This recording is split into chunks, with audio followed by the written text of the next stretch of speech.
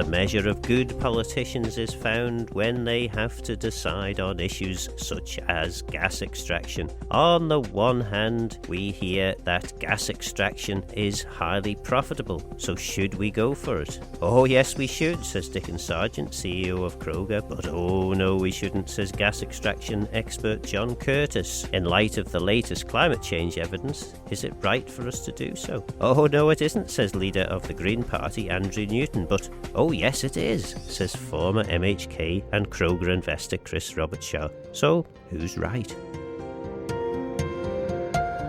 The licence that Crogga has for the Manx natural gas reserves is a standard UK licence, and the model that is in place is almost a carbon copy. There are a few extra insurance clauses, but that's about it. And that licence does give us the right to progress in a controlled fashion through the stages of appraisal and into production. So I believe the Minister was misinformed, and the licence is available on the government website and everyone can see for themselves the rights. The licence says on the front cover that Crogga has the right to explore, appraise and to get hydrocarbons from Isle of Man waters in the area that's licensed to us. The licence you have at the moment, how much longer is that to run? Okay, so the licence covers a number of phases, and the initial term of the licence has phases A, B and C, which provide for Crogga to allow us to carry out 3 stages of appraisal. One is background studies and geology. The second one is to map the area using a seismic survey, and then the third stage is appraisal drilling. Each of those has a timescale, and if you complete one you then move into the next. And at the end of the drilling appraisal, it is then up to the licensed company to prepare a field development plan. So this then allows the government and the public to have a detailed conversation about how the field would be developed, what the benefits would be to the public, how it would be arranged, what controls would be in place, but it's a very regulated process. And so what the licence provides is a means of stepping through that process in a controlled fashion, making sure we comply with all regulatory requirements, all industry best practice, and we develop the resources of the Isle of Man without damaging the Isle of Man, without polluting the waters, but doing it to the benefit of both the investors and the Isle of Man government and the people of the Isle of Man.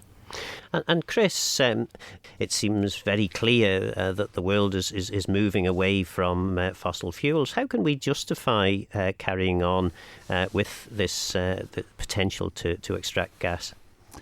Good question. I think it's very, very important that we have that discussion on the Isle of Man to understand what our options are. And everybody's very clear now that we are in a process, a period of transition.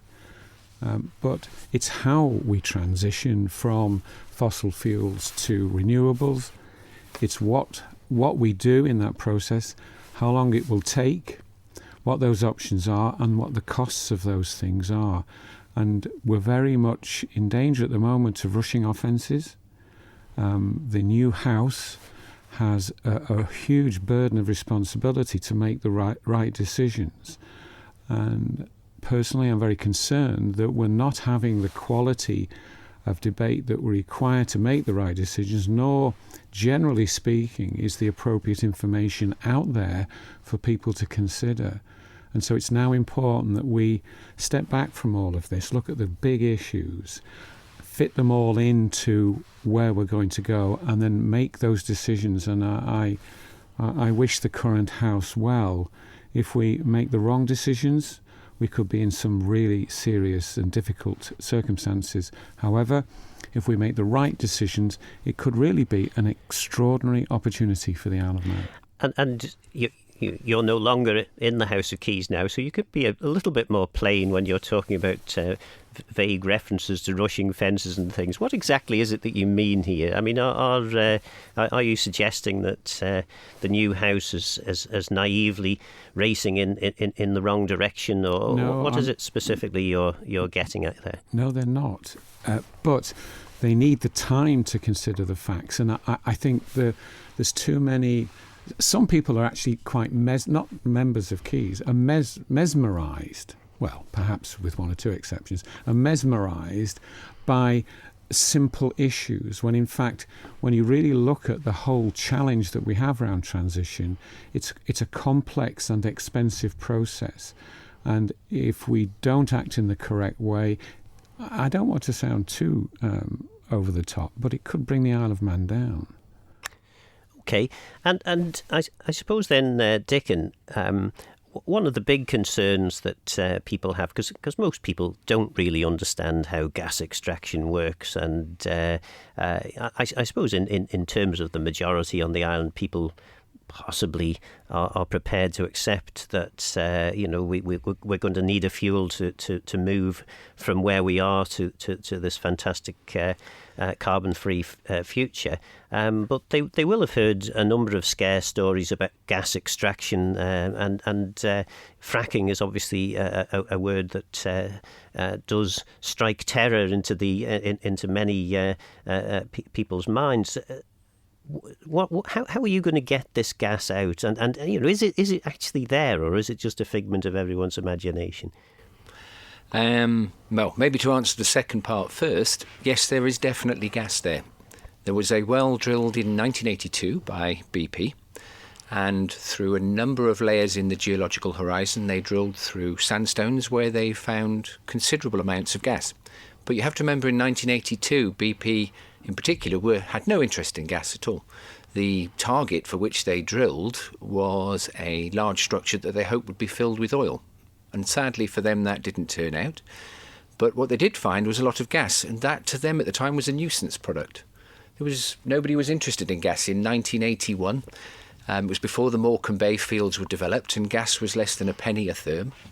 And it just wasn't a commercial proposition for people to go forward and develop it. So the gas was left in the ground, and BP moved on. In answer to the question about fracking, no, this very clearly is not fracking. First of all, what we are dealing with out in the bay, geologically speaking, are sandstone reservoirs. So these are sand-based rocks, not shale. I have samples in my office which come from the well, and I've shown various people. But shale is almost a rock that's like a granite worktop, and it can contain gas, but to recover that gas you have to repeatedly break the rock to allow the gas to run free. But that's not the same with the sandstone. In fact, the sandstone has a natural porosity and permeability, and we have recovered samples of that rock because they were stored from when the wells were drilled in 1982. So a single well, but the well was drilled and those samples from the reservoirs were stored in Aberdeen. We've recovered those rocks and we've tested them, and we can demonstrate quite conclusively that the properties of the rocks will allow gas just to depressurise naturally into the well and flow. And actually there's extremely good reasons why people say, well, of course you would say that, wouldn't you, and you wouldn't go and fracture. Well, there are actually extremely good technical reasons why we don't want to fracture. Out in the rocks underground, they're about 2 kilometres below the surface. The sandstones are in fine horizontal layers, and between them you have various layers which don't contain any gas but would have water instead. So the rock as it currently sits will allow gas to flow into the wellbore, and you would drill a horizontal hole across. So the main means of production is to drill a horizontal well. And the gas will flow into that, a bit like tributaries onto a main road. But the reason why we don't fracture is if we do go in and stimulate the rocks and break them all apart, then what normally happens is you get communication from water layers above and below. So the well that was designed to produce gas fills up with water and is now lost. So it's actually wholly against our interests to go fracturing sandstone rocks because you lose production. So the argument is often put out there because people genuinely don't like fracturing, and fracturing onshore does create earthquakes. We have seen that. But this is offshore and doesn't require fracturing. It's chalk and cheese.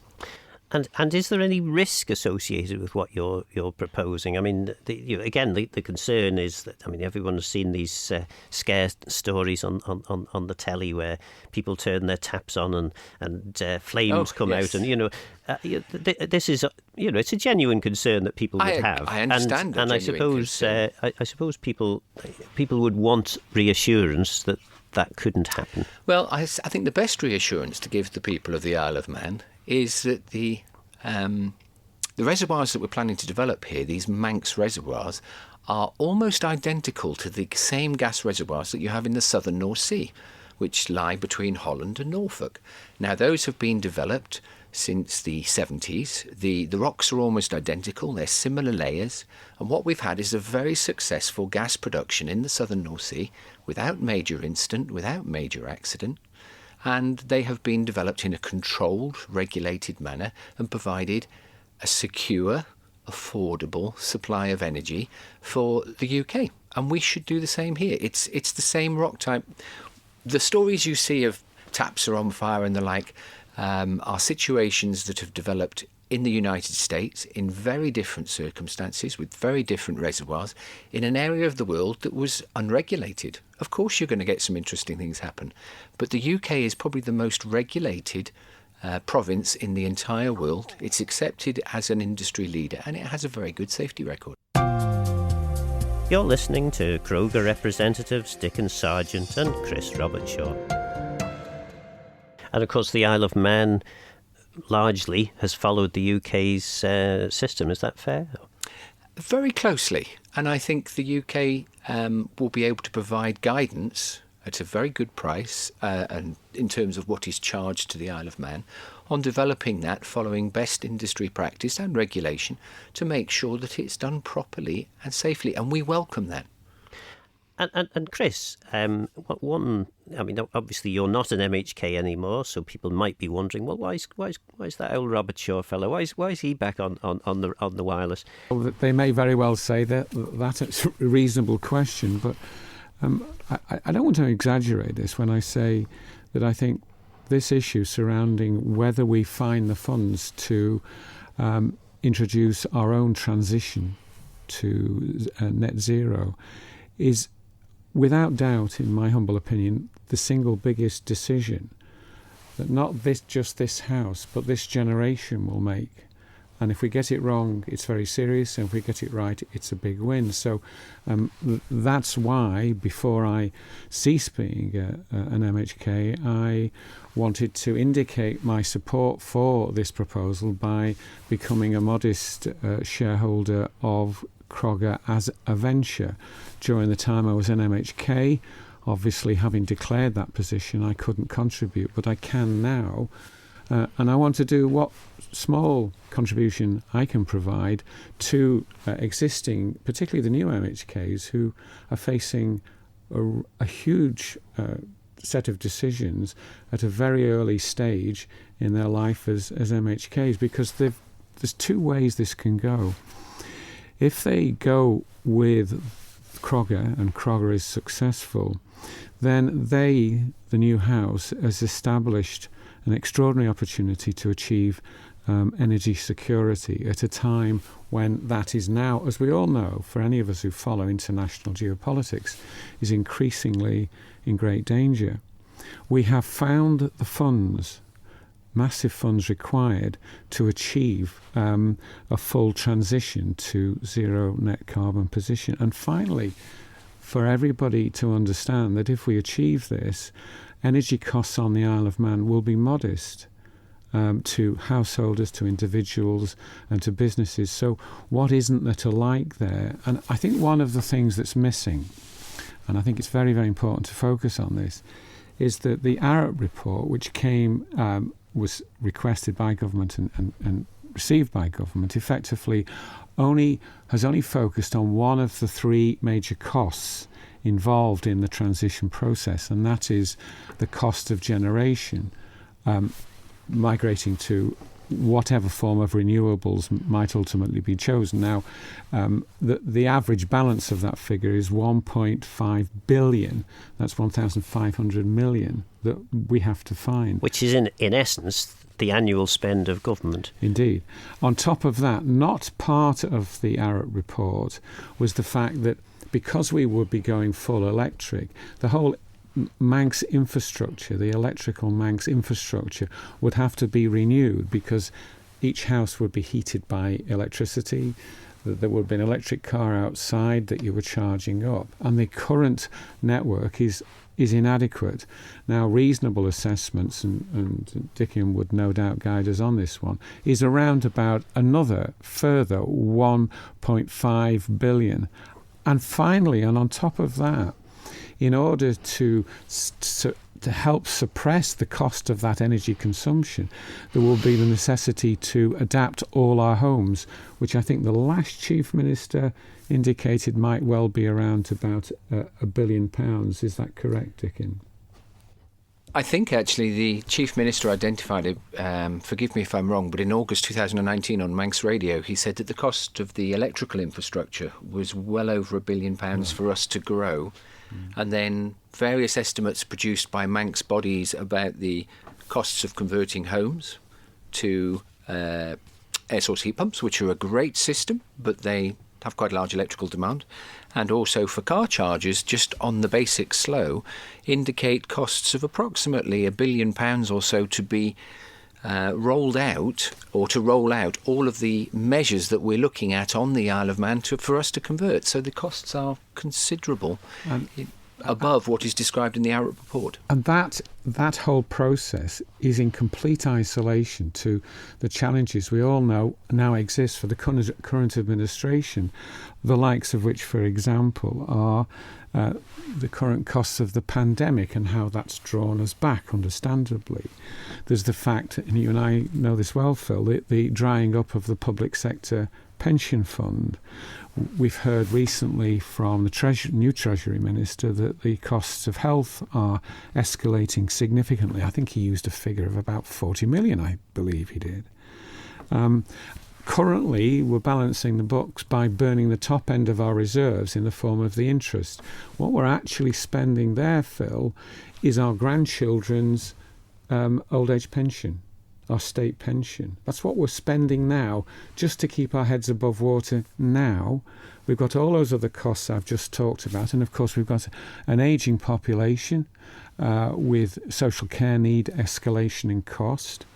And we're not spending currently enough on our frontline services because there's inflation there, and if we're going to improve and achieve better standards, we're going to have to spend more money there. So we've got all that expenditure. The current House has got all those expenditures to face up to before even facing the 4 billion in very broad terms that we've identified for transition to net zero over a given period of time.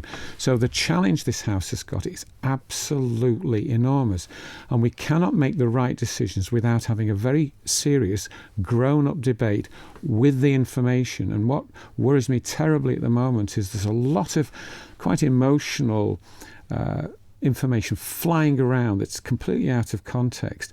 It's time now to slow things down, calm things down, and have a really serious debate with the facts in front of us. And I want to, if I can, help to contribute to that debate. And Diccen, then, just in terms of that, one of the I suppose the things that the public would be interested to know is more about who actually is Crogga. Who's behind Crogga.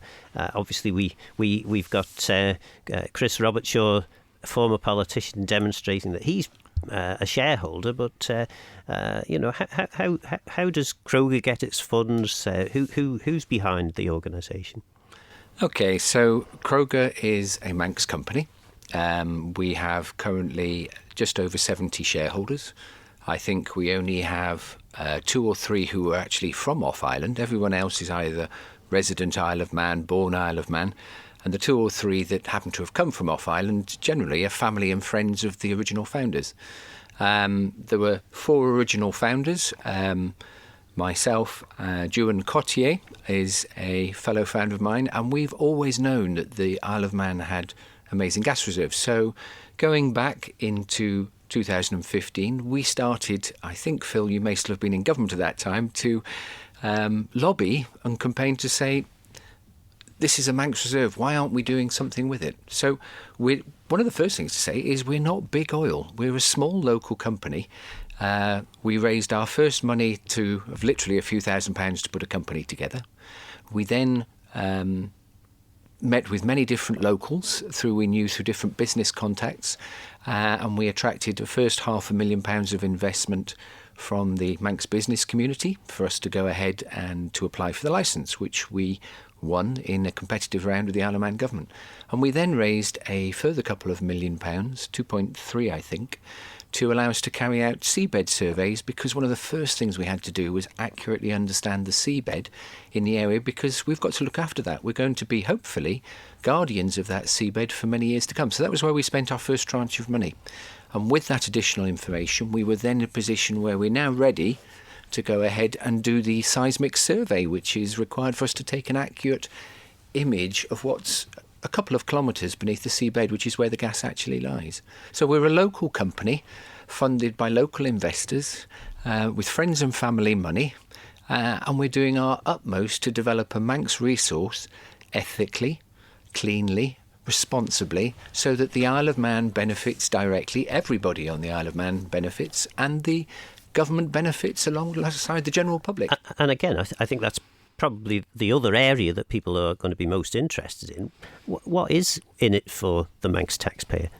Well, okay, so a huge amount at various levels. You've got a significant amount, around 40% of each the value of each therm would go straight to the Exchequer. In other words, straight to the taxpayer, straight to the people of the Isle of Man. On top of that, you would ultimately get corporation tax at 20% on any margin the company made.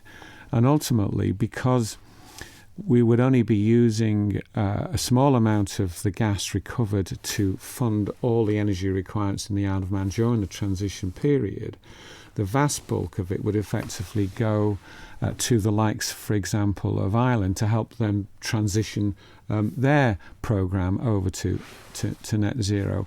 And there would be VAT elements in there, and therefore, in order to achieve that, we'd have to, quite understandably, because of the numbers involved, we'd want to renegotiate our FERSA agreement to capture that. So the fund inflow to the people of the Isle of Man through government will be very, very significant. But of course, they would also be enjoying lower energy costs, because the company would, of course, be determined and willing to enter into some sort of programme with government to make sure that the costs were being monitored and deemed acceptable and appropriate. Just before I bring Diccen in there, I mean, we've talked about the potential cost for transition being something in the region of £4 billion.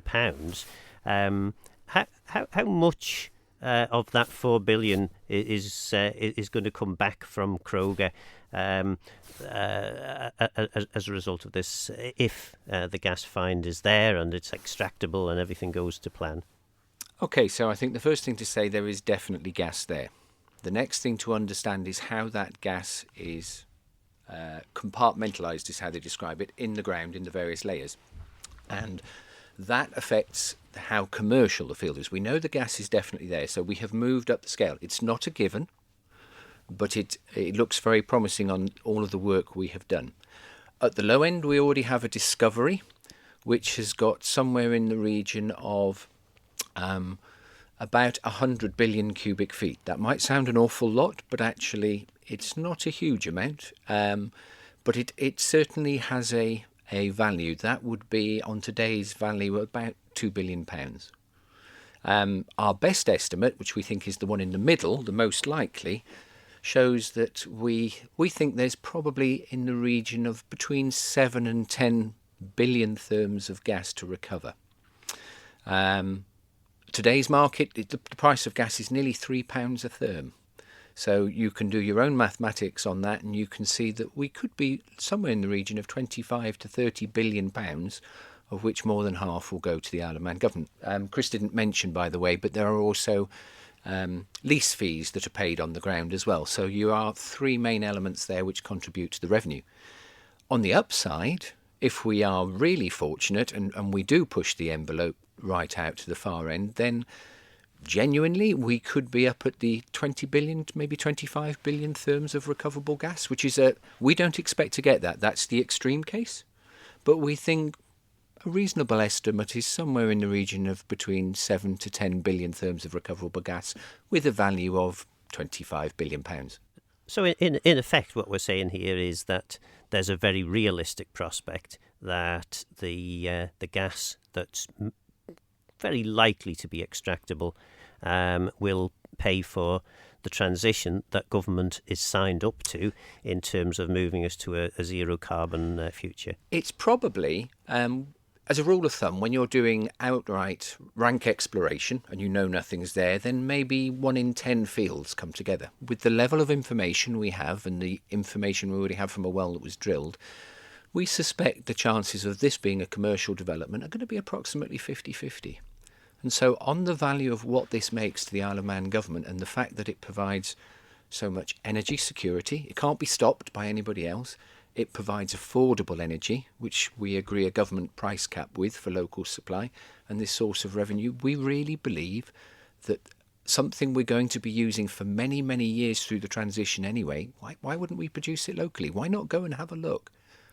And of course, the crucial thing as well, certainly something that I remember when I was chair of the Council of Ministers' Infrastructure Environment Committee, I remember saying, we're wholly reliant on all our fossil fuels coming from the Middle East, which was far from stable at the time, and from Russia, which could switch off the gas at any moment. And they all said, "Oh, don't be so silly, the Russians want our money." Actually, I think it is today a very legitimate concern. Geopolitics, some very interesting developments the readers, listeners of the show may or may not be aware of. But so in the last couple of weeks, the Irish have announced that they are going to build new gas-fired power stations, nearly 2 gigawatts worth of capacity, to allow them to turn off their coal-fired generation. And this is part of their transition as they've gone from coal. They're missing out the step of removing oil, but they go from coal to gas because it's better. It's part of the transition. And their key worry is that they don't have the fuel security. Ireland and the Isle of Man are right at the extremity of the European gas pipeline network. So having our own fuel that can't be interrupted when Eastern European politics suddenly come to the fore is hugely valuable for the Isle of Man. It provides us with a security that we don't currently have. And it's Manx gas on our doorstep. It flows naturally out of the ground, and we can export and provide for Ireland's transition as well as safeguarding our own.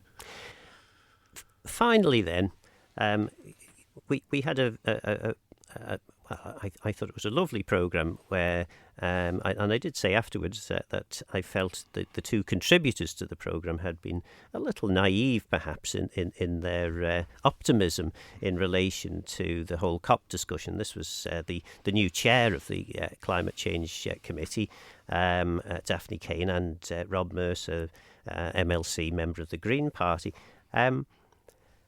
They basically, I don't think they held any punches in relation to this. They were basically pretty solidly saying, no, the time for this is past. We've got to move on.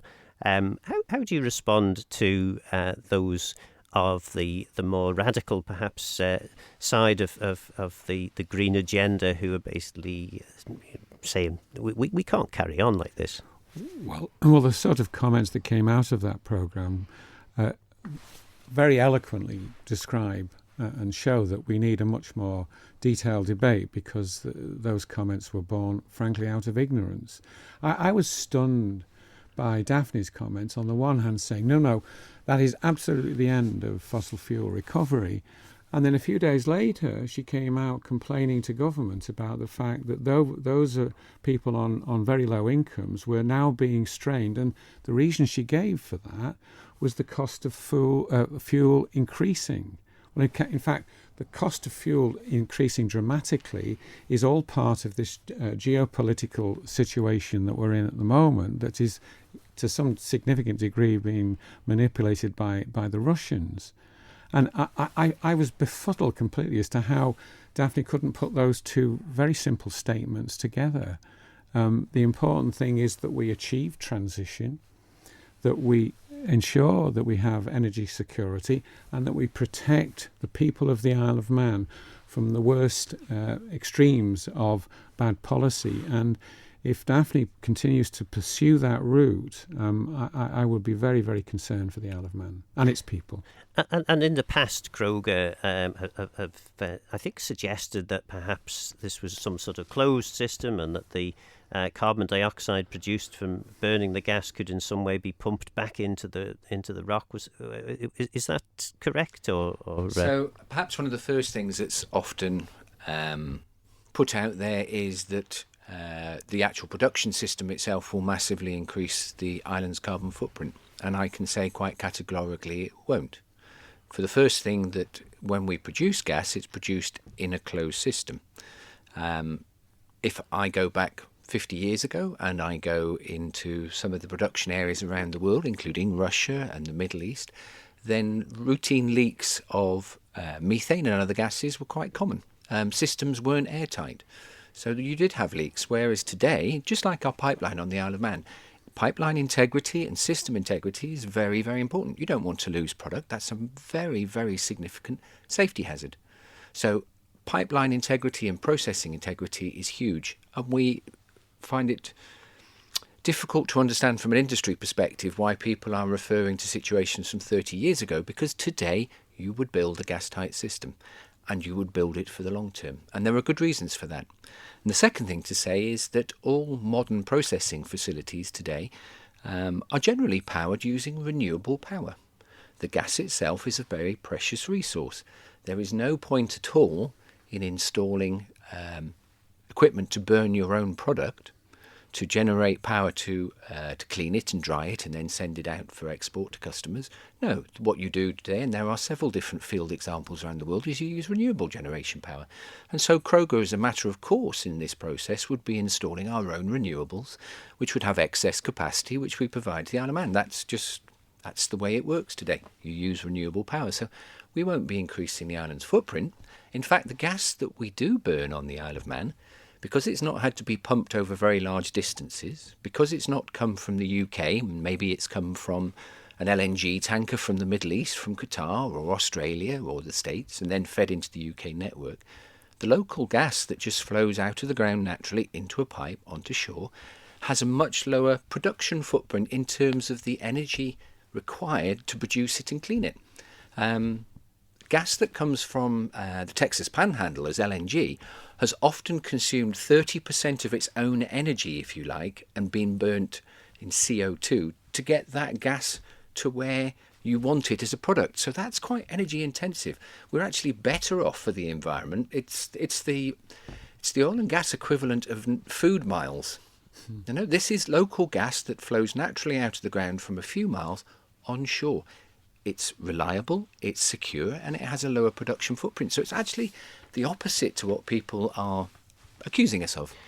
And of course, you would need a site if the gas was to flow onshore. Is it supposed to be coming onto the island, or is it going to flow to the UK and then come back? We would much prefer, because this is a Manx resource for the Manx public with a Manx company, and we want all the benefits for the Isle of Man. If the Isle of Man government so decreed, as I think if I mentioned earlier, there's a field development plan developed. You could, of course, provide all of the gas into the UK network and ship it in through Morecambe and into Barrow-in-Furness. And the Isle of Man would lose out on so much. We would like to land it on the Isle of Man. We don't need a large area. The footprint of what's normally called a terminal plant, because when the gas comes out the ground, it's wet. It has moisture in it and that's one of the things I said about fracking. We don't want to frack because we want to keep the moisture down. It has sand and grit in it because the rocks are slightly friable. So all of that has to be removed, otherwise it damages pipes. So the gas comes on shore, we dry it and we clean it and we filter it. And then we just recompress it and send it out to the customers. So in that process, we need a small footprint. This is not a refinery. It's not a large area. Most of these typical receptions are the size 1 to 2 football pitches. And in fact, ironically, you end up with a huge nature reserve around them because they are a hazard site. You're dealing with gas. So in the same way, when you see a pumping station for Manx gas out on the site, they have a security fence and an exclusion area around them. But that's not polluting as such. It's a closed system where the main thing we recover is grit. If I can come in there, Diccen, my understanding from what you've told me is that the water and grit, etc., will be returned back down into the well. Is that correct? Yes. And actually, the second point, I think, Phil, what you were talking about there, Phil, was carbon reinjection. Today, with the system, the reservoirs that we have off the Isle of Man would be highly suitable because of their structure for carbon reinjection. So the longer-term plan as part of the transition is after you deplete the reservoirs by producing the natural gas and selling that through the Isle of Man and into Ireland as part of their transition, we now have a depleted reservoir. And if we design our systems correctly and put in the correct quality of pipework, once it's depleted, you now have an empty tank. And whilst today carbon capture and storage is something that's only just on the beginning, we know it forms a major part of the transition.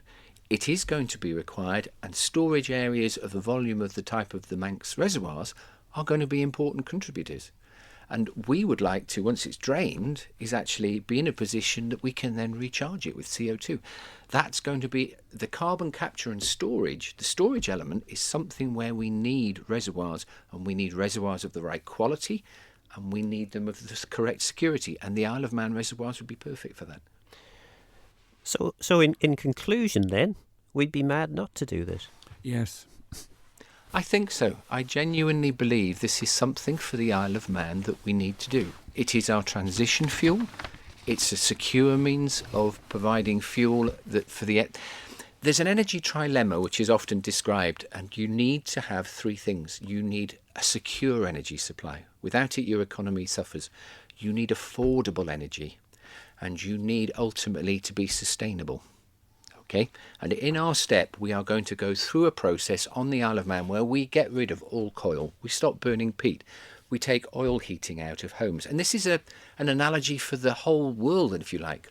COP26 was all about getting coal out of generation of power. And we will go from coal into oil and to go to gas. But we can't just stop all fossil fuels now. That's a false narrative. To me, it would be crazy for the Isle of Man not to do this, because this is the thing that's going to allow us to transition. And if, finally, from my contribution, I'd like to say that if the forecasts were central or above central in terms of the volume there, that it wouldn't just assist or pay for transition, but it would also lead back into the broader budget and start helping us improve our health, education and social care services in a very significant way. And we shouldn't ignore that opportunity either. What do Green Party leader Andrew Newton and gas and oil expert Jon Curtis think?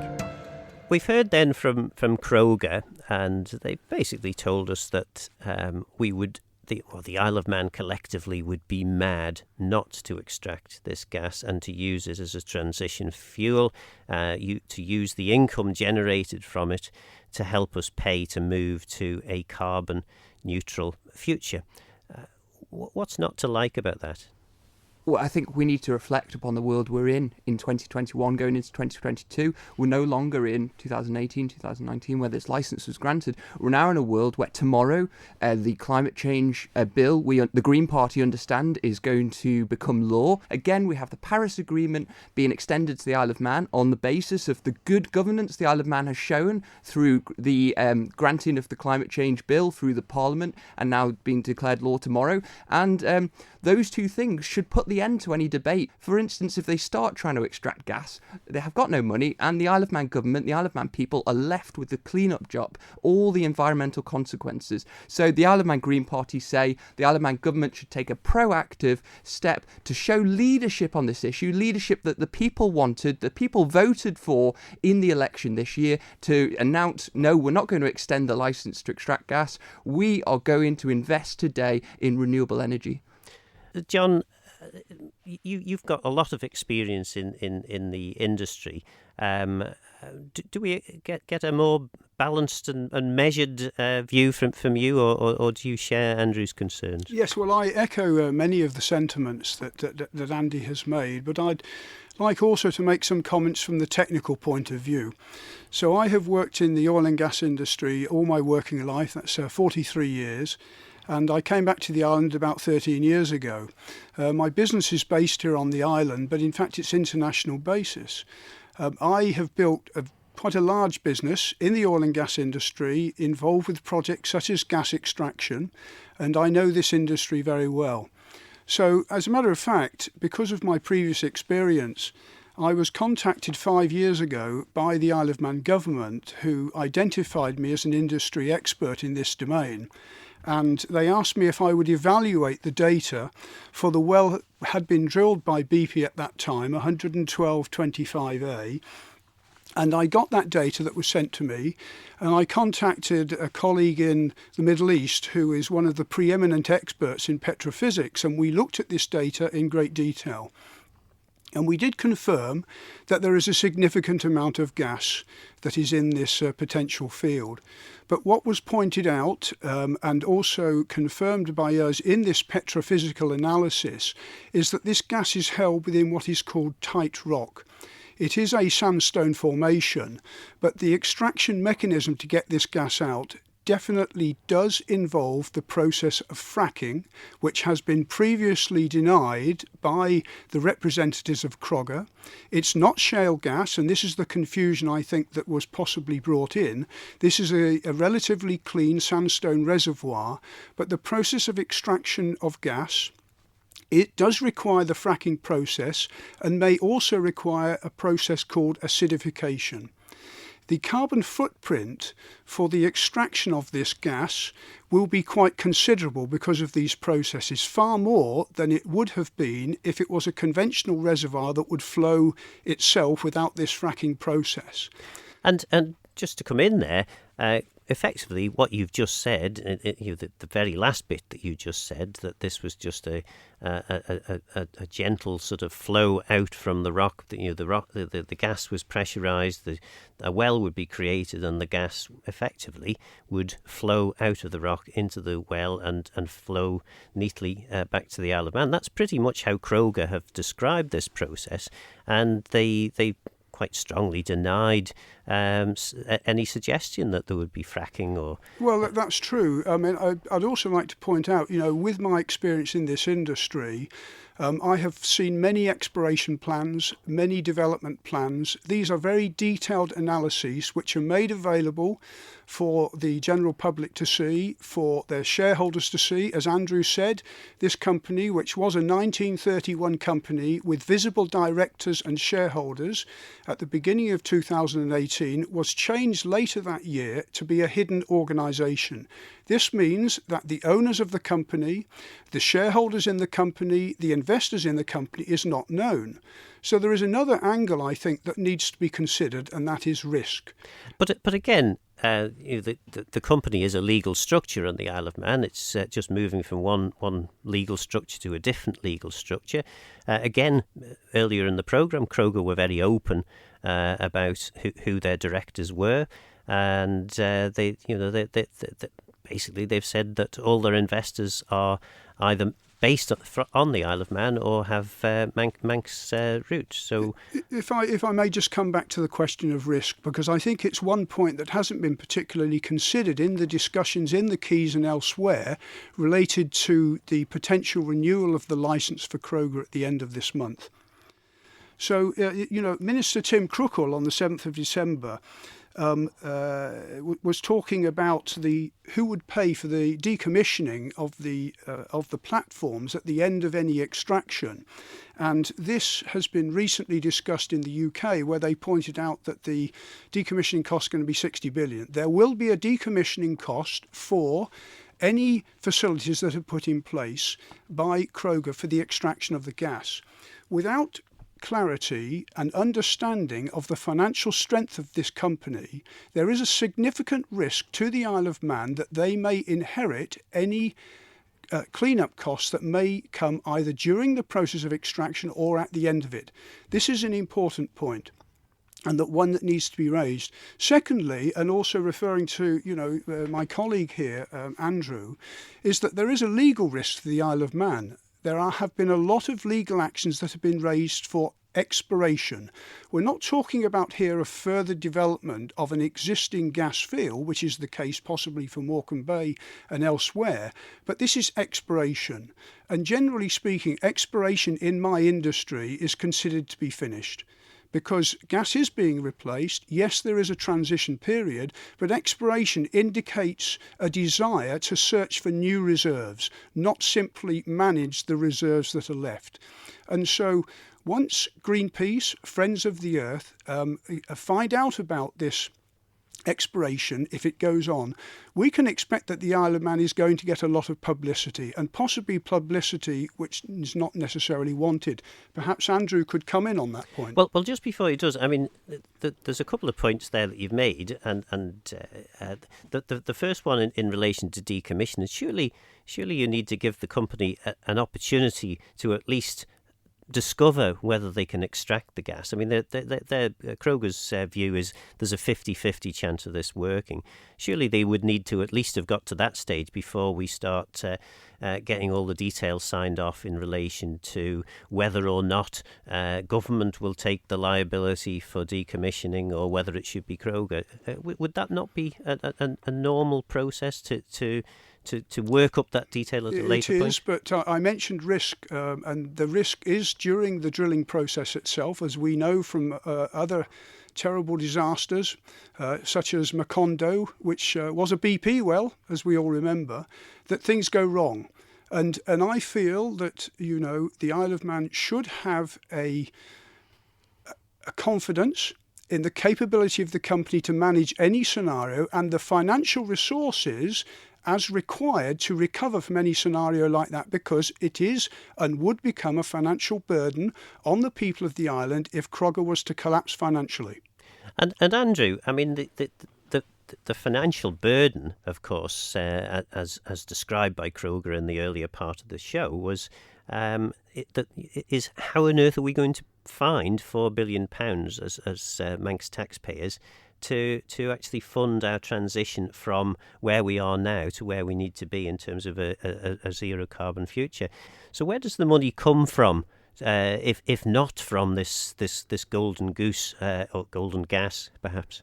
Well, we've already got the golden goose in the Isle of Man. We look around and see it every day. We've got the sun, we've got the wind, we've got the tides, we've already got the natural resources to power our society. And what we know is that solar power, wind power, battery storage, the price is falling through the roof. Fell in the region, averaged, across the three of the region, of about 70 to 80% between the last 10 years. Now we're projecting forward. These disruptions, we know, you only have to ask Kodak and talk about the digital camera that destroyed one of the most wealthiest companies in the world. This is a disruption that we're going to see continued fall in prices. The IEA announced last year that solar panels, the cheapest energy power ever. And we need to get on this today. We need to start investing today. Thank you very much for putting the other side to what we've heard from Crogga. And I suppose the public are just going to have to make their minds up. Well, actually, it isn't that, because the decision has to be made on whether the licence is extended before the end of this month. And my personal feeling is, because there are very polarised views here, that in fact they should grant an extension on the decision-making process, because there are risks for continuing and there are risks for not continuing. There are actually many reports about the different options available for decarbonisation that have been released in the last 6 months, and I feel that these need to be examined in more detail. One option I feel actually that hasn't been considered is small nuclear reactors. I don't know about you, but I'm genuinely torn on this one.